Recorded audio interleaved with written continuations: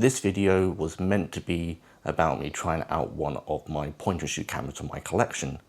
I don't particularly like point and shoots, but it kind of still is about that, but it's also about why I still classify myself as an amateur photographer. Okay, start of this story. In the 30 years of my life so far, I have spent a substantial amount of time visiting doctors, hospitals for many different medical reasons. This time, a few months ago, I had an appointment up at a London hospital, so of course I thought I'd make a day of it. I strapped my Ace Pro to my chest, put my mother in my backpack, and walked out the door with this, the Ryco TF900. So now for part 1, the original purpose of this video. I don't really like automatic on my film cameras, neither on my point and shoots. Of course, having automatic is different for your modern digital cameras, whether you shoot mirrorless or DSLR. You will have autofocus, auto mode, just auto everything by default. But that's not really a bad thing when you think about it. Whether you're starting out on a consumer model or on a professional level camera, you have so many different modes to choose from, and it can be a great teaching tool. So whether you're literally starting out or you've been shooting for years and years, having automatic options is great. For shooting film, having auto anything feels like cheating. It robs me of the challenge, the mental arithmetic, and kind of strips away the process. And more importantly, it takes the fun out of shooting film, which for me is the most important thing. And of course, these are my own personal opinions. They obviously don't reflect every single photographer on the planet, but this is just my perspective on it. The Ryco camera specifications. It's a 35mm film camera from the late 80s, fully automatic, so it's got auto loading, auto winding, auto flash. The ISO itself is set by reading the film canister. This was a first for me. I found it really interesting, even more interesting how the filming community has essentially found a way to hack the canisters. They do this so they can have maybe a little more creative influence in it, or simply just to push or pull the film a little bit. It would be especially helpful for expired film, which of course you need to under or overexpose depending on how old it is.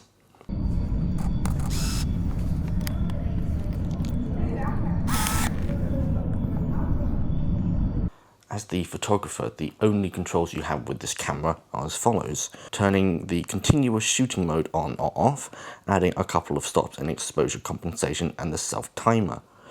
The TF in the TF900 is for telephoto. The lens can go from a 35mm 2.8 to a 70mm at 5.6. It's not unlike a zoom lens. At the push of a button, it goes from 35mm to 70mm, only you don't get any leeway in that. It doesn't stop in between, just those two measurements. And it does it with a very satisfying sound. It is nice, simple engineering. Like I said, I don't really like automatic cameras, nor the point and shoot variants of those you can get as well. This camera I surprisingly really liked. It's simplistic. It allows me to scratch that creative itch while using minimal amounts of brain power. The two different focal lengths give you a good variety of shots and different compositions, which I was really not expecting.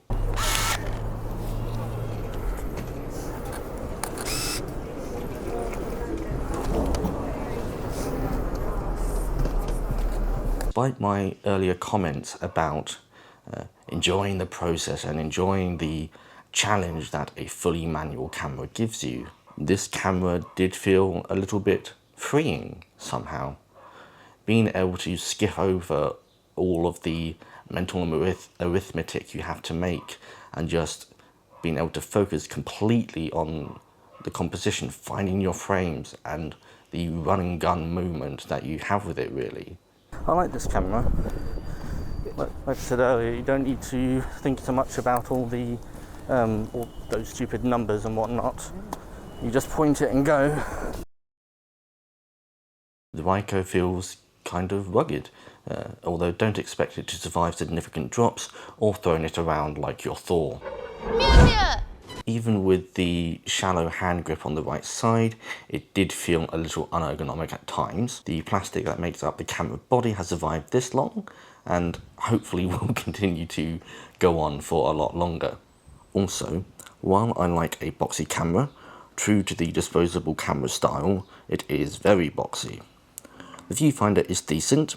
It utilises a dual lens system, so the viewfinder changes to match the focal length when you switch between the two, and has what I would call a cute pop-up flash, which is of course controlled automatically by the camera. I admit I struggled with it at times. The ergonomics mixed with the boxy design of it made it hard for me to hold and control it very comfortably. Luckily, the wrist strap on this camera is more than long enough to make sure it stays attached to my wrist at all times.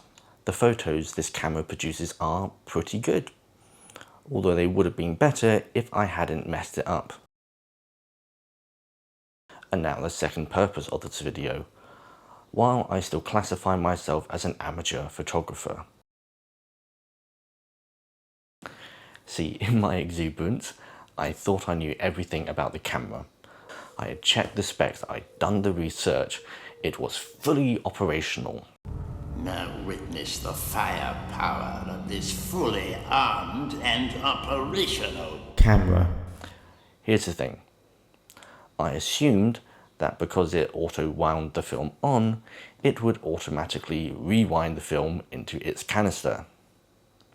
It did not. After 37 shots in a 36 roll, it made some winding noises. I opened the back and exposed the entire thing. I went through the 5 stages of grief. I then tried to manually rewind it, unknowingly double exposing most of the surviving pictures, only after all of that finding the proper rewind button. Here it is. Such is the way with film photography. I almost didn't send the film away to be developed. I thought that I had destroyed everything by opening up the back. The surviving images, I assume, only survive because of the way that the film wraps around itself on the take-up spool. I got off incredibly lucky with this. I think the emulsion gods had been smiling upon me that day. The accidental composition of the double exposure meant that the trees outside my flat are now projected onto the original images.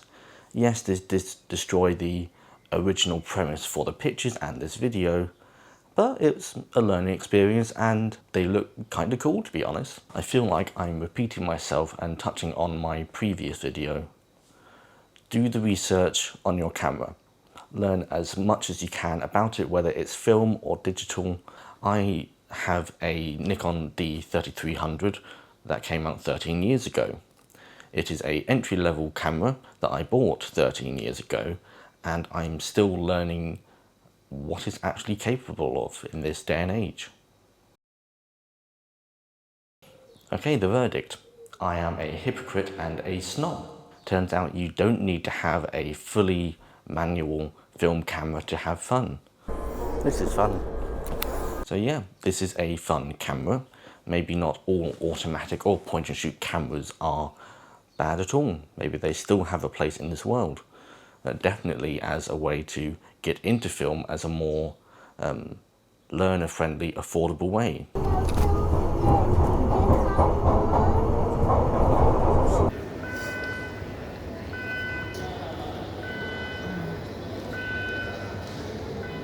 Can I get one?